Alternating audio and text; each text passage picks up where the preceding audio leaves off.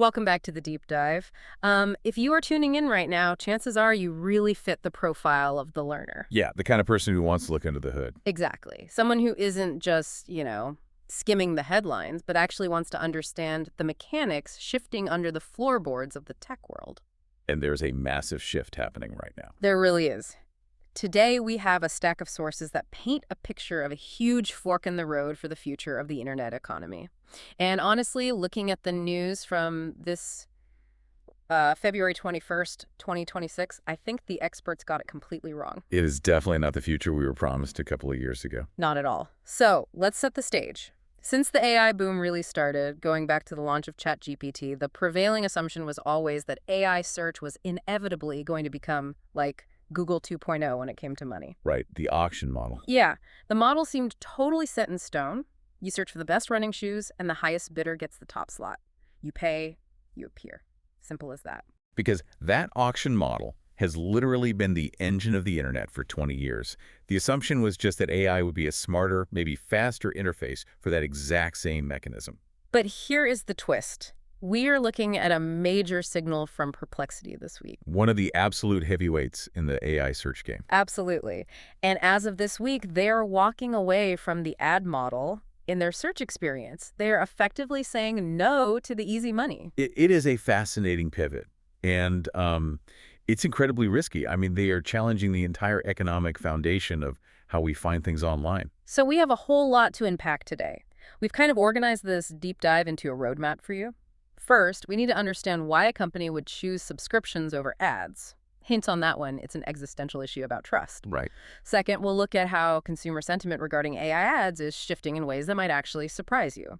Third, we're digging into the new discovery engines that are emerging from places like Reddit and Google. And you definitely do not want to skip the end of this one. We have a very tactical, hands-on audit.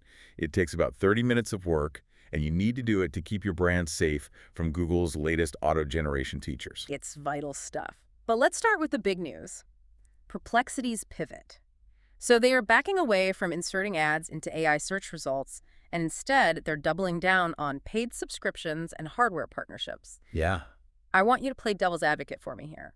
Google has made literally trillions on ads. Why on earth would Perplexity turn off that money tap? It really comes down to the fundamental product promise. We have to look at the difference between a search engine and an answer engine. Okay, break that down. Well, when you use Google, you expect a list of options. You expect that some of those links are going to be ads, and your brain kind of naturally filters them out. Right, the sponsored text at the top. Exactly. But an AI search engine is positioned differently. It is positioned as an assistant. It's supposed to be a synthesizer of truth. Yeah, I'm not asking my AI for a list of 10 links. I'm asking it for the actual answer. Exactly.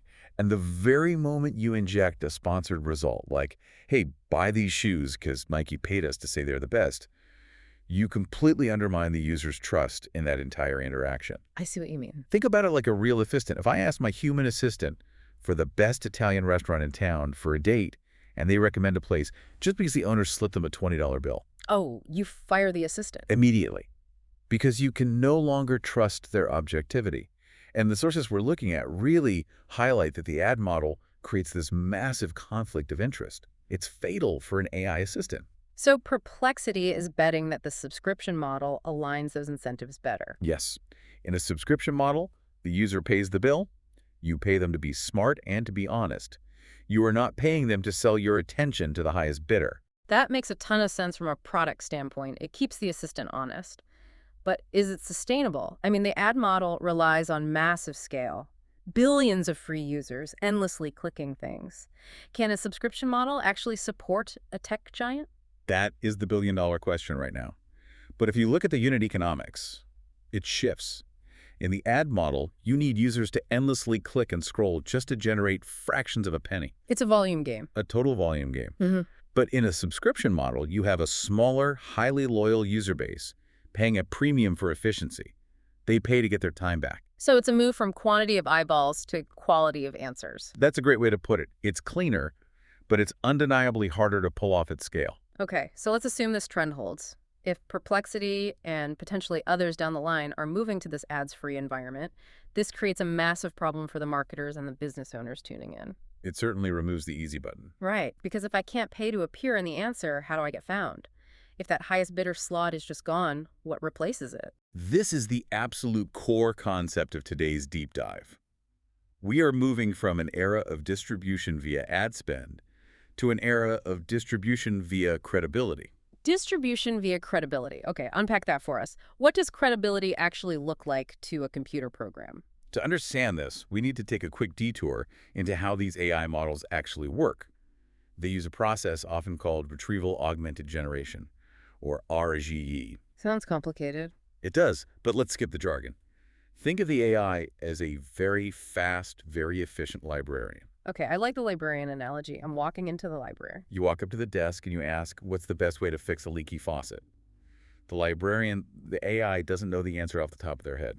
They run into the stacks, they pull 5 different books on plumbing, they read the relevant chapters in a millisecond, and they come back to summarize the answer for you. Okay, that tracks. That's what it feels like when it generates a response. Right. Now, in the old model, the ad model, a publisher could just pay the librarian to slip a pamphlet for Bob's Plumber Service right into that stack of books. Sneak it right in. Exactly. But in this new subscription model, the librarian is forbidden from taking bribes. They only want to bring you the most accurate books so that you keep paying your monthly library fee. So the librarian has to judge the books entirely based on merit. Precisely. And how does a librarian judge merit? They look for citations, they look for peer reviews, they look for consistency. This is exactly what the algorithm is doing. It's looking for digital signals that verify you are exactly who you say you are. So when we talk about credibility signals, we aren't talking about some super secret code. We're talking about Right. what are the signals? We are talking about the basics, but executed perfectly. Consistent business listings across the entire web, strong review velocity on multiple platforms. Not just Google reviews then. No, not just Google, Yelp, Facebook, vertical-specific sites for your industry. It also means clear, structured service pages on your website that define exactly what you do. And most importantly, third-party mentions. Like citations from local media. Yes, local media, trade associations, reputable industry blogs. Wait, so we're basically just back to public relations. In a way, yes, but you can think of it as PR for robots. PR for robots. I love that. Before, you could mask a totally mediocre operation with a huge ad spend. You could literally just force your way to the top of the page. Now, if the AI is looking for the best answer, it's looking for consensus among trusted sources. It rewards businesses that run tight, legitimate operations. I see. So if the AI sees that the Chamber of Commerce, the local newspaper, and 300 separate customers all agree that Bob's Plumbing is the best in Denver, it cites Bob. Exactly. And Bob didn't have to pay a click cost for that. Right. If your reputation is real, the AI becomes a tailwind. You get recommended because you are actually the best answer. That's a heavy lift, though. Building a real reputation takes years. Buying an ad takes, what, 5 minutes? It does, and that's why this shift is going to be so painful for businesses that have relied entirely on a pay-to-play strategy. The moat is getting much deeper. It really is. Now, while Perplexity is zigging towards this high-trust subscription model, the rest of the ad world is still zagging hard. Specifically, they are using AI to generate more ads than ever before. The volume is incredible. Yeah, and we have a report here from Tool and VML regarding consumer sentiment on this. What's the verdict on AI-made ads? Because you'd think people hate them. You really would think so, especially given the backlash we constantly see against AI art on social media. There's this heavy narrative that AI content is soulless or uncanny. But the data tells a totally different story. What does the data say? The research shows that half of consumers simply do not mind AI-made ads. 50%. That seems incredibly high. Are they just not noticing that it's AI? Partly, yes. The tech is getting better. But it's also really about context. You have to think about the difference between art and utility. Okay, art versus utility. Right. If you go to a museum, you want a human connection. You want to see the brushstrokes and feel the emotion of the artist. But if you are mindlessly scrolling Instagram at 2 p.m. and you see a banner ad for a portable blender, do I really care if the background gradient was generated by Midjourney or photographed in an actual studio? do you? Honestly, no. I just want to know if it blends frozen fruit. Exactly. You want utility. Mm-hmm. And this raises a massive point for small and medium businesses. We see so many SMB owners sitting on the sidelines right now, terrified to use AI creative tools because they are waiting for it to be perfect. They don't want to risk a backlash. They don't want to look cheap or be the brand that used fake art. Right. But the risk isn't actually that consumers will hate the ad. The real risk is that while you are waiting for perfection, your competitors are using AI to produce 50 variations of an ad. They're testing them instantly. Yes. They're learning what messages actually convert while you're still sketching out one concept. It's what's a speed game. It's a speed and data game. The practical implication here is that AI-assisted creative is rapidly becoming the baseline. If you're stuck on manual production because you're afraid of a stigma that, according to this very data, doesn't really exist for commercial content, you are losing the war. Wow. So get over the fear of good enough. That's the big takeaway there. Correct. Use the tools to iterate quickly, not to create masterpieces. Okay, moving along our roadmap. We know how to make the ads, and we know Perplexity doesn't want them. So where are people actually going to find things? We're seeing the rise of what people are calling discovery engines, and one of the biggest players entering this space is, surprisingly, Reddit. Reddit, yes. This is one of the most interesting developments we've seen in 2026. Reddit is currently testing an AI-powered shopping search. I have to admit, I use Reddit all the time to find answers to obscure video game questions or, like, how to fix my dishwasher, but I definitely do not think of it as a shopping mall. But think about how you actually use it. You type best camping gear for beginners Reddit into Google because you want real human opinions. Every single time. Oh, Because the blogs are all just SEO spam at this point. exactly. So Reddit sees this behavior. They know they are sitting on the world's largest database of authentic human opinion. This new tool uses AI to scan those millions of active threads, synthesize the community consensus, like, hey, everyone in this subreddit loves this specific tent, and then it matches it directly to a product purchase link. Whoa. So it just skips the part where I have to read through 20 comments of people aggressively arguing with each other. Yes, it completely compresses the funnel. It turns social proof and purchase into a single step. We're moving from search, where you hunt around for an answer, to discovery, where the best answer is just served to you with a price tag attached. So for a business listening to this, Reddit isn't just a forum to ignore or be scared of anymore. Not at all. It's a storefront. Yeah. But again, it goes right back to what we were saying about credibility. Right, because you can't just buy a banner ad on Reddit to influence this specific AI. Exactly. You need the community to actually recommend you. If your product sucks, the AI is going to summarize the fact that your product sucks. It's all connecting now. Credibility on Perplexity gets you the answer. Credibility on Reddit gets you the product match. In this new world, you really can't hide a bad product behind good marketing. Transparency is becoming absolute. But we can't ignore the 800-pound gorilla in the room. What is Google doing? Because they aren't just going to let Perplexity and Reddit eat their lunch. No, Google is fighting back, but they are doing it by doubling down on, you guessed it, credibility. Yeah.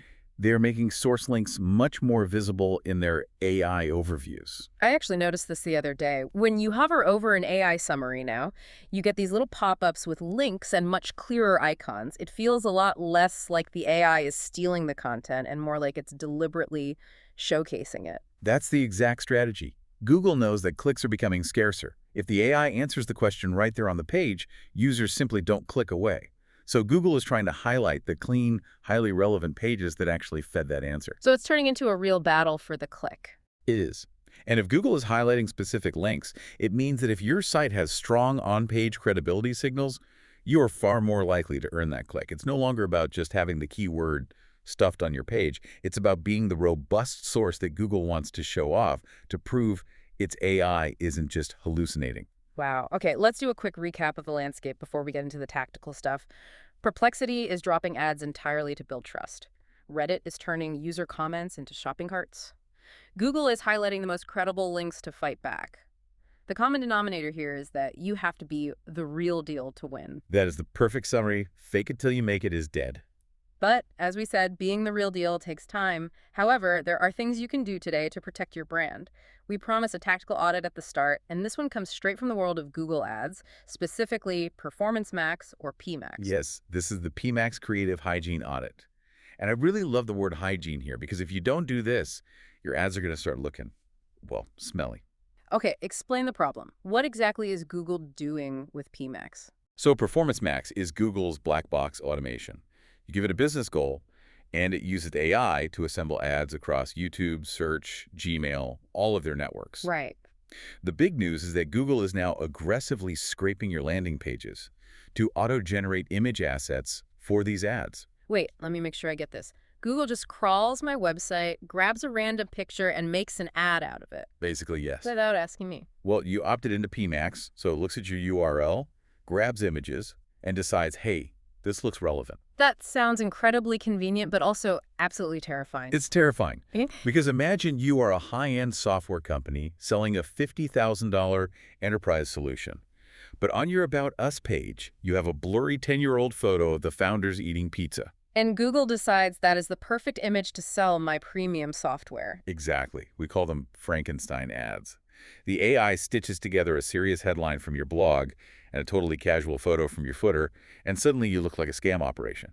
Okay, how do we stop the Frankenstein ads? Walk us through this audit. I'm a business owner. I have 30 minutes. What is step one? Step one is review the auto-selected images.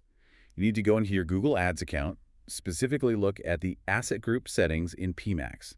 You have to actually look at what the bot has scraped from you. You might be shocked to see little navigation icons, low-res backgrounds, or totally irrelevant team photos sitting right there ready to be served to thousands of people. Okay, so check the scrape, see what the bot took. What's step two? Step two is fix the source. And this is the most crucial part. You can delete the bad image from Google Ads, sure, but the bot might just grab it again later, or it might grab something even worse. You need to go to your actual website and swap out those weak hero images. Remove the cluttered stock photos. If Google is pulling from your site needs to be a pristine library of high-quality assets. So my website is no longer just for human visitors. It's essentially a repository for the ad bot. Precisely. You have to seed the machine good ingredients if you want it to cook you a good meal. Makes sense. Step three is alignment. You need to ensure the visual actually matches the specific offer. This dramatically reduces the click-then-bounce effect. What does poor alignment look like in practice? Well, if the ad headline promises a huge discount on running shoes, but the AI pulled a picture of a heavy hiking boot just because it was sitting on the same web page, the user's going to click the ad, get immediately confused by the hiking boot, and leave. You need to make sure the assets the AI has access to are tightly aligned with the text it's pairing them with. That would totally kill your conversion rate. Yeah. And what's the final step? Step four is brand cues, and this brings us right back to our central theme of credibility. Does the ad contain real proof? Things like actual team photos, real before and after shots, photos of your work in the field. These build trust instantly. Right. If the auto-generated ad looks like a generic stock photo, you lose. If it looks like a real business operated by real people, you win. So the big takeaway there is simply don't let the robot decide how your brand looks without strict supervision. Exactly. You have to supervise the machine. It's a tool. It is not your marketing manager. Okay, this has been an absolute whirlwind tour of the future of search and ads. We've covered Perplexity's anti-ad stance, the rise of Reddit shopping, and how to keep Google from making really ugly ads for you. It's a lot to take in, but the underlying signal is incredibly consistent. It is. So what does this all mean for the listener? If I really had to summarize this entire deep dive into one sentence, it would be this. We are shifting from a world where you could pay for attention to a world where you absolutely have to earn distribution through credibility. I completely agree. The old cheat codes, the simple keyword stuffing, and the massive bidding wars, they are fading fast. The new algorithm is actively looking for truth. And that leads us to a final thought for you to mull over today. We usually think of marketing as needing to be flashy or viral or totally thumb-stopping. We obsess over the hook. But if AI search engines like Perplexity are rejecting ads just to protect trust, It raises a really provocative question. Are we entering a cycle where boring consistency and operational truth become vastly more valuable marketing assets than any viral campaign? in a world absolutely flooded with synthetic content, is reality the ultimate premium feature? I think it just might be. Definitely something to think about as you go audit your website images today.